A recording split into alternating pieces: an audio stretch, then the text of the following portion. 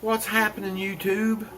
Just thought I'd give y'all a shout out, man. See what's going on out there. This is more for the lawn care guys, I guess, than the small engine repair. But guys, when y'all have these difficult customers, I got one, man. That first she says that when I cut her grass yesterday. This is the story. I cut her grass yesterday, and she wasn't home. But I had told her that I was going to mow her lawns on Tuesday. So I did, and when I called her, she's like, "Oh, it looks great, blah blah blah." But does this count? Does the first one that I paid you for? Because this is the second time I've cut her grass. Does this cut include on the payment from the time before? I was like, no, this was a separate cut. So I mean, it's you need to pay me for that one too. Oh, I didn't like the way that you cut my lawn last time. I'm like, well, then, you should have called and told me that you didn't, like the cut. Maybe we could have worked something out instead of waiting for a week later until when I cut your lawn the second time, and now you don't want to pay me for it. Guys, what would you do with something like that? I mean, with these customers that are like that, when and just picky on top of it, I mean, do you just can them? I mean, do you just get rid of them? Do you fire them? Fire your customer? And then I went, and another one, is a very large property, which I should have never taken. I don't really have the equipment to cut 3.5, 4 acres, and it's big. I mean, there's a pond on it, an apple orchard, a grape vineyard. I mean, it's a lot of mowing. Last time it took me like 4.5 hours, me and the other fellow, just to cut it. And I'm not on some little mower, I'm on a 46-inch mower. It's not nothing huge, but anyway, now she asked me, when I actually went and got paid for the job, she said, those blackberry bushes that's back there along that fence, I mean, it's a whole fence of blackberry bushes back there. She says, doesn't the weed eating include that too? Well, the way I look at it, no, it don't. I mean, if my weed eater will cut a small blackberry sprout coming up or something, sure, I don't care to knock it down, but I ain't going to tear up a whole fence line, and then she says, well, if the weed eater won't cut it, can't you just take a set of pruners and cut it? Well, no, I mean, I'm not going to do that. Guys, when you get what I'm getting at, tall fescue, from what I understand, is supposed to be cut at 2.5 to 3 inches. And now I'm cutting at 2.5 inches. Now, I have cut some higher than that just because it was overgrown.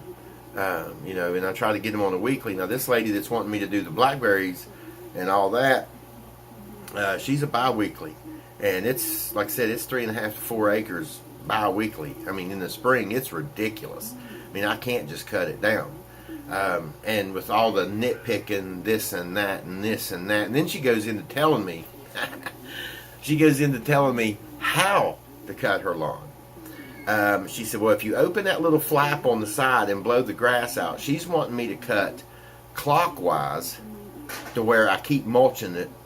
If you can't cut clockwise, then it's going to blow everything to the inside, and you just keep recutting it.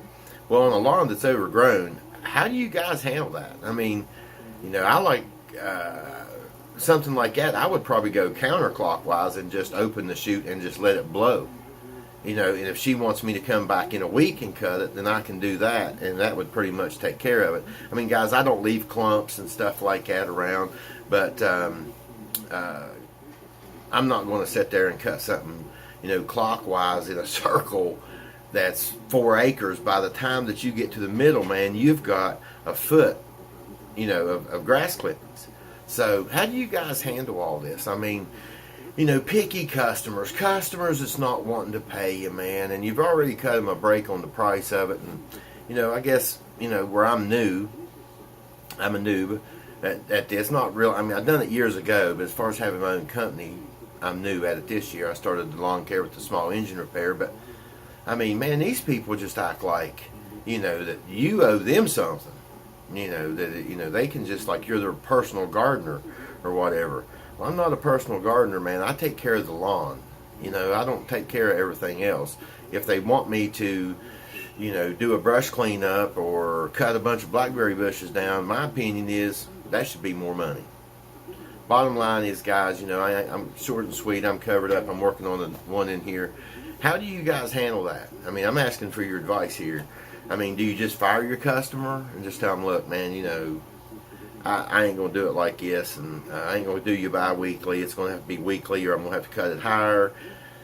How do you handle these customers that don't want to pay you? I mean, of course, I'm going to drop her eventually. I mean, if she doesn't pay me, I'm going to drop her, but I can't work for free. But how do you get around? I mean, what's your pitch to them? What do you say to a customer that thinks that because she waits a week and doesn't like the cut that you put last time on it because it was too high, now she's not going to pay you for the second cut that she did like?